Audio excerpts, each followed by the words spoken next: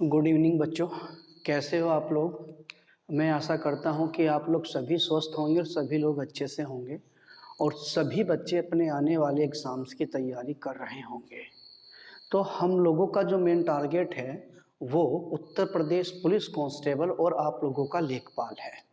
Clear है। और उसी के पर्पज़ से हम लोगों ने यूपी स्पेशल की क्लास अपनी लगाई हुई है, यानी हमारी अभी तक 6 क्लासें हो चुकी हैं यूपी स्पेशल जीके से रिलेटेड। और अब हम शुरुआत करते हैं उसी के साथ साथ में मध्यकालीन भारत की। मध्यकालीन भारत की अगर हम इतिहास को देखें तो इतिहास को हम 3 भागों में बांटेंगे, एक प्राचीन भारत, एक मध्यकालीन भारत और एक आप लोगों का आधुनिक भारत। तो जो हम शुरुआत करेंगे वो मध्यकालीन भारत से करेंगे, उसके बाद हम पढ़ेंगे आधुनिक भारत और आधुनिक भारत के बाद हम पढ़ेंगे प्राचीन भारत। क्लियर है। यानी एंशिएंट इंडिया, मिडिवल इंडिया और आपका मॉडर्न इंडिया। तो हमारा मध्यकालीन भारत में पहला ही जो टॉपिक रहेगा वो रहेगा इस्लाम धर्म, यानी इस्लाम धर्म का उदय। तो इसका पहला ही क्वेश्चन क्या बनता है कि इस्लाम धर्म का वास्तविक संस्थापक किसे कहा जाता है। तो इस्लाम धर्म का वास्तविक संस्थापक कहा जाता है पैगंबर मोहम्मद साहब को। पैगंबर मोहम्मद साहब को। तो आप लिखोगे, पहला पॉइंट आप लोगों का होगा इस्लाम धर्म का, इस्लाम धर्म का वास्तविक संस्थापक, वास्तविक संस्थापक पैगंबर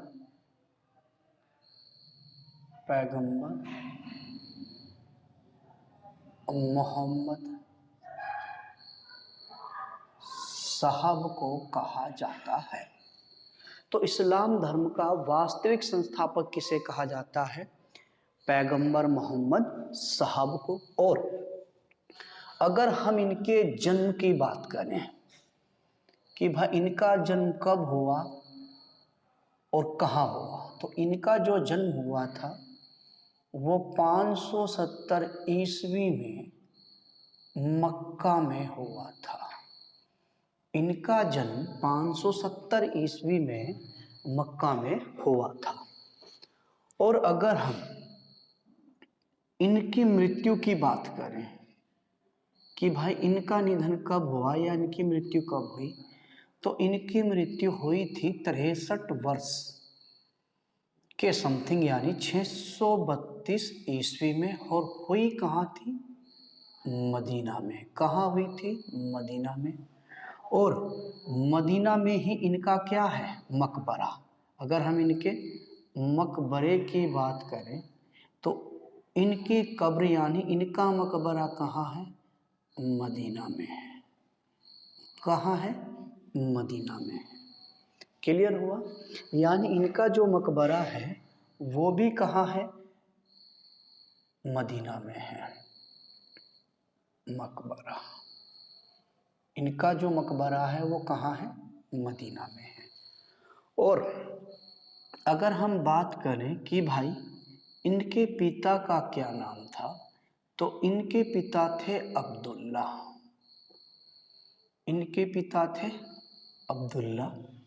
और अगर इनकी माता का नाम आप लोगों से एग्जामिनर पुटअप कर ले तो इनकी माता का नाम था अमीना या आमीना। इनकी माता का क्या नाम था? आमीना। और अगर इनकी पत्नी का नाम आप लोगों से एग्जामिनर पुटअप करे तो इनकी पत्नी का नाम था खतीजा। इनकी पत्नी का क्या नाम था? खतीजा। और अगर इनकी पुत्री का नाम आप लोगों से एग्जामिनर पुटअप करे तो इनकी पुत्री का नाम था फातिमा। क्या नाम था? फातिमा। और अगर इनके दामाद का नाम आप लोगों से एग्जामिनर पुटअप करे तो इनके दामाद थे अली। यानी फातिमा के जो शोहर थे उनका नाम था अली। उनका क्या नाम था? अली। इतना क्लियर है। Is that clear? तो इस्लाम धर्म का वास्तविक संस्थापक पैगंबर मोहम्मद साहब को कहा जाता है। इनका जन्म हुआ 570 ईस्वी में। कहाँ हुआ? मक्का में हुआ। मृत्यु कब हुई? लगभग 63 वर्ष के बाद इनकी मृत्यु हुई, यानी 632 ईस्वी में इनकी मृत्यु हुई। कहाँ हुई? मदीना में हुई। और इनका मकबरा भी कहाँ है? मदीना में है। इनके पिता का नाम अब्दुल्ला और माता का नाम आमीना। क्योंकि एग्जामिनर कभी कभी पैगंबर मोहम्मद साहब की माता का नाम एग्जाम में पुटअप कर लेता है। तो इनकी माता का क्या नाम था? आमीना। और अगर पत्नी का नाम पूछे तो क्या नाम था? खतीजा। और पुत्री का नाम पूछे तो फातिमा। और दामाद पूछे तो अली। जब पैगंबर मोहम्मद साहब 25 वर्ष की आयु के थे तो उन्होंने 40 वर्ष की खतीजा से विवाह किया था, और ये विधवा थी। तो इन्होंने 25 वर्ष की आयु में 40 वर्ष की विधवा खतीजा से विवाह किया था। क्लियर है? ठीक है, आगे चलते हैं। उसके बाद अगर हम बात करें 40 वर्ष की आयु में, 40 वर्ष की आयु में ज्ञान की प्राप्ति हुई। ज्ञान की प्राप्ति हुई, यानी पैगंबर मोहम्मद साहब को 40 वर्ष की आयु में ज्ञान की प्राप्ति हुई। और ये जो ज्ञान की प्राप्ति थी, इसको अरबी में कहा गया नबुवत। अरबी में क्या कहा गया इसको? नबुवत। क्योंकि यहाँ इस्लाम धर्म वाला कॉन्सेप्ट नहीं है, तो इसको अरबी में क्या कहा गया? नबुवत। तो कभी कभी एग्जामिनर पूछ लेता है नबुवत किसे कहा जाता है? नबुवत किसे कहा जाता है? तो ज्ञान की प्राप्ति को कहा जाता है। फॉर एग्जाम्पल, जब महावीर स्वामी को ज्ञान की प्राप्ति हुई थी तो जैन धर्म में इसको क्या कहा गया? कैवल्य कहा गया। क्या कहा गया? कैवल्य कहा गया। तो इसी प्रकार जब पैगंबर मोहम्मद साहब को ज्ञान की प्राप्ति हुई तो उसको अरबी में क्या कहा गया? नबुवत कहा गया। क्या कहा गया है? नबुवत कहा गया। और ये ज्ञान की जो प्राप्ति हुई, ये ज्ञान की प्राप्ति किस स्थान पर हुई? तो उसका नाम था स्थान का गारे हेरा। गारे हेरा, यानी गारे हेरा स्थान पर इनको ज्ञान की प्राप्ति हुई। और ये गारे हेरा कहाँ पड़ता है? सऊदी अरब में। तो पैगंबर मोहम्मद साहब को 40 वर्ष की आयु में जो ज्ञान की प्राप्ति हुई वो किस स्थान पर हुई? गारे हेरा नामक स्थान पर हुई। ये कहाँ है? सऊदी अरब में है। और अरबी में इसको क्या कहा गया? अरबी में इसको कहा गया नबुवत। क्या कहा गया? नबुवत। नेक्स्ट, आगे अगला पॉइंट। 10 वर्षों तक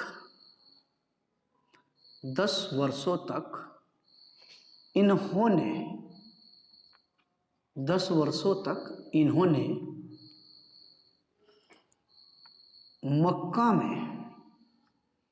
मक्का में धर्म का प्रचार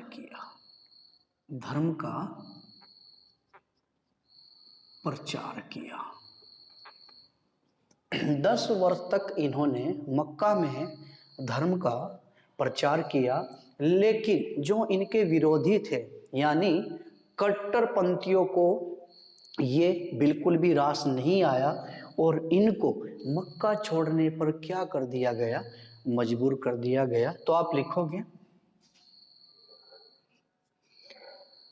622 ईस्वी में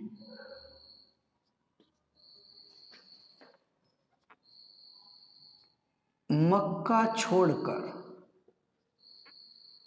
622 ईस्वी में मक्का छोड़कर मदीना चले गए। 622 ईस्वी में मक्का छोड़कर मदीना चले गए और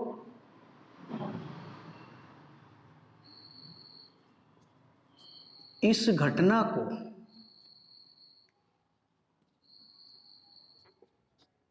इस्लाम धर्म में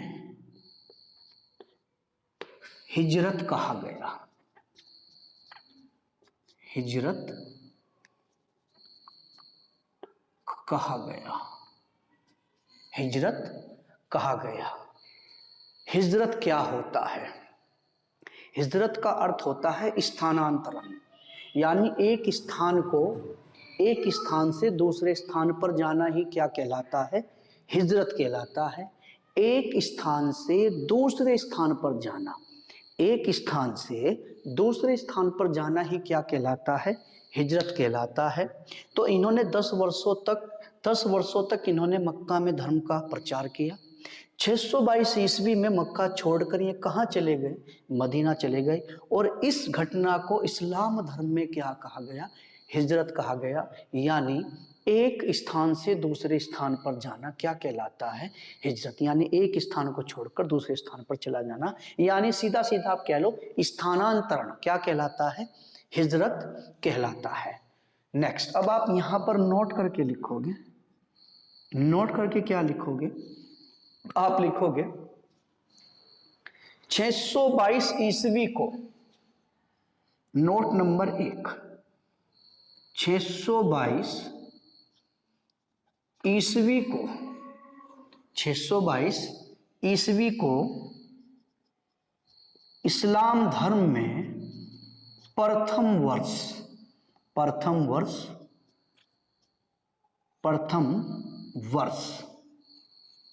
के रूप में जाना गया। 622 ईस्वी को इस्लाम धर्म, 622 ईस्वी को इस्लाम धर्म में प्रथम वर्ष के रूप में जाना गया। कहने का मतलब इतना सा है, 622 ईस्वी को इस्लाम धर्म में प्रथम वर्ष के रूप में जाना गया। कहने का मतलब प्रथम वर्ष के रूप में जाना गया। 622 ईस्वी को कहाँ जाना गया? इस्लाम धर्म में जाना गया। और 622 ईस्वी को प्रथम वर्ष किसने घोषित किया था? 622 ईस्वी को प्रथम वर्ष किसने घोषित किया था? तो इसको जो प्रथम वर्ष घोषित किया यानी 622 ईस्वी को इस्लाम धर्म में प्रथम वर्ष घोषित किया, ये किया था उमर ने। क्लियर है? और ये जो 622 ईस्वी है, इसी को कहा जाता है हिजरी संवत। हिजरी संवत 622 ईस्वी। तो 622 ईस्वी को ही क्या कहा जाता है?